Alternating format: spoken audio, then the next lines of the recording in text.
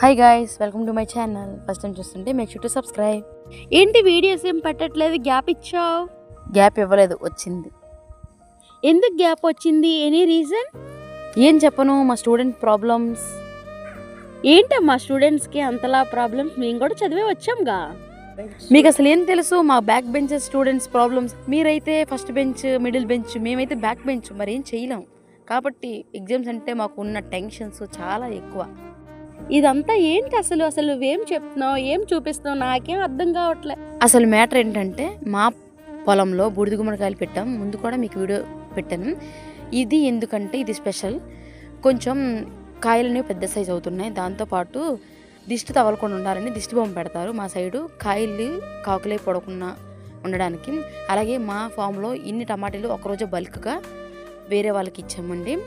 మీకు కూడా మా కన్వర్జేషన్ నచ్చితే కామెంట్ చేయండి. Thank you for watching.